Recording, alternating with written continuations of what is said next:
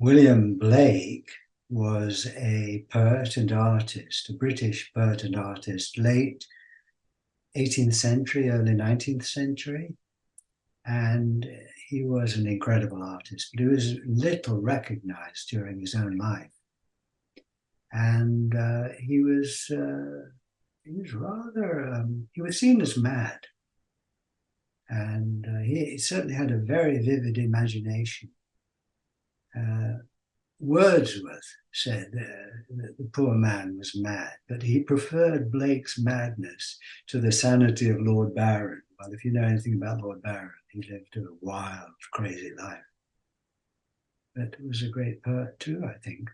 Anyway, I'm going to read something from Blake that you'll probably know. It's the first verse of a famous poem. And then I'm going to just share with you what it evokes in me. And it's probably nothing to do with a normal interpretation of this poem, but we'll see. But anyway, here's the first verse of this poem. By the way, Blake's wife said that she didn't see much of Mr. Blake because he spent most of his time in paradise. And when he was painting these figures for illustrating his books, which he printed himself, he would see them sitting on the model's chair. If you walked in the room, you wouldn't see anyone there. He just had such a vivid imagination. Incredible. Anyway, here's the first verse of the poem.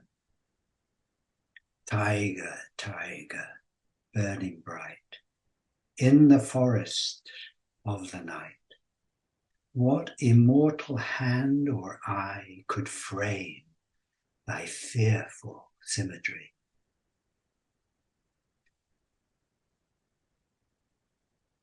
For me, my true nature is nameless, formless, shapeless, cannot be defined.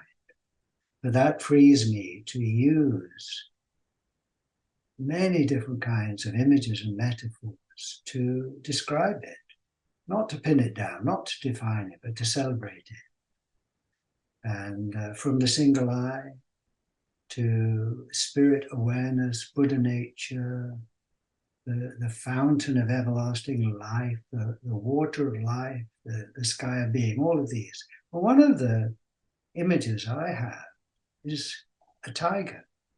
And I think of my true nature as a tiger because I think that our true nature is something that we don't talk about, we don't recognize. Society doesn't recognize it. When society looks at me, it recognizes my appearance. But currently, at least, it doesn't recognize my true nature or the true nature of anyone, really. But you've only got to come up to me and you'll see that I disappear. And I'm at zero, and I say I've completely disappeared. And I'm full of the universe. Well, I say that our true nature is a bit like the elephant in the room that we're not talking about. Except an elephant isn't really the best metaphor. It is in some ways, I'm sure, but it's slow and plodding. So that I thought, no, your true nature, my true nature is the tiger in the room. Beautiful, fearful symmetry, wild, you see, energetic, powerful.